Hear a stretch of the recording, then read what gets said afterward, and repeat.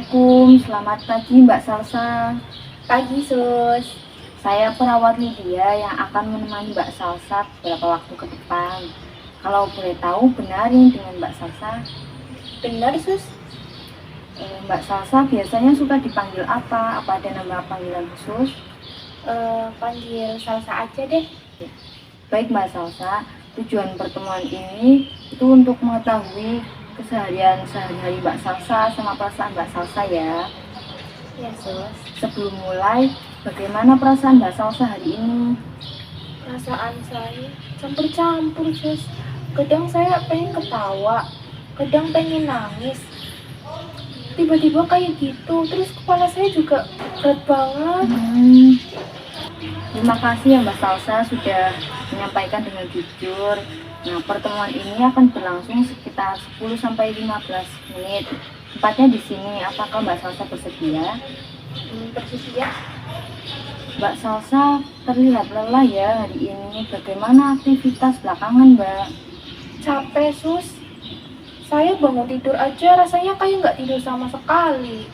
Buat ngapa-ngapain rasanya berat banget, males gitu.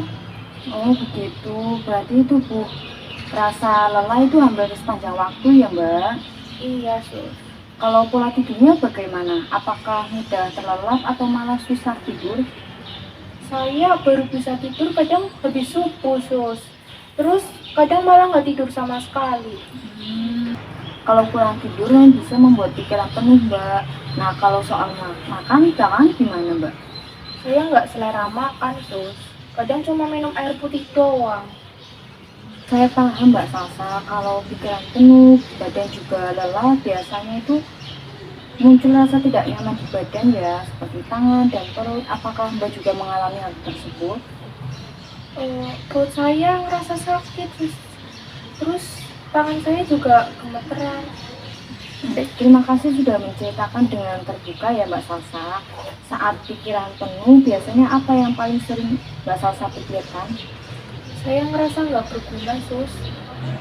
Kerjaan saya berantakan. Terus juga kadang saya mikir, hidup ini buat apa sih? Saya mendengar ada perasaan tidak berharga dan kecewa pada diri sendiri ya Mbak Salsa. Pikiran itu pasti berat untuk dipikul sendirian. Iya, Sus. Kadang juga sering nangis sendiri. Menangis bisa menjadi tanda bahwa emosi Mbak Salsa itu sudah terlalu penuh ya. Nah Mbak Salsa, apakah masih ada satu hal yang membuat Mbak Salsa tertarik? Sekarang rasanya hambar, Sus. Dulu tuh saya suka banget dengerin musik. Tapi sekarang kalau dengerin musik saya nggak merasa senang, Sus. Terima kasih sudah menyampaikan ya Mbak Salsa. Kalau belakangan ini atau dulu, apakah Mbak Salsa pernah ada pikiran untuk menyakiti diri sendiri atau mengakhiri hidup? Saya pernah kepikiran, Sus. Tapi saya nggak pernah melakukannya kok. Terima kasih sudah menyampaikan dengan jujur Mbak Salsa. Itu masih menunjukkan bahwa Mbak Salsa masih berusaha bertahan, dan itu sangat berarti. Perasaan seperti lelah, sedih, dan pikiran berat yang Mbak Salsa alami itu bukan karena Mbak Salsa lemah, tetapi karena itu bagian dari kondisi yang sedang dihadapi. Saya mengapresiasi keberanian Mbak Salsa yang mau terbuka hari ini. Tidak semua orang bisa menceritakan perasaan sedalam ini, dan Mbak Salsa sudah melakukannya dengan sangat baik. Terima kasih ya, Sus. Sebelum kita akhiri pertemuan hari ini, bagaimana perasaan Mbak Salsa setelah mengeluarkan semua keluhan tadi? Saya merasa lega, Sus. Capek sih, cuma gak seberat tadi. Oh begitu Mbak Salsa. Saya lihat juga Mbak Salsa tampak lebih tenang ya, walaupun masih ada raut wajah capeknya.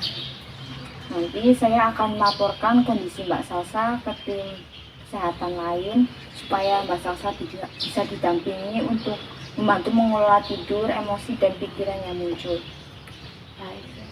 Mbak Salsa, untuk pertemuan berikutnya, kira-kira Mbak Salsa maunya di mana ya dan jam berapa? Di sini aja, Sus. Enak, kena angin. Jam 9. Oh baik Mbak Salsa. Kalau begitu, terima kasih ya Mbak Salsa sudah bekerja sama dengan baik.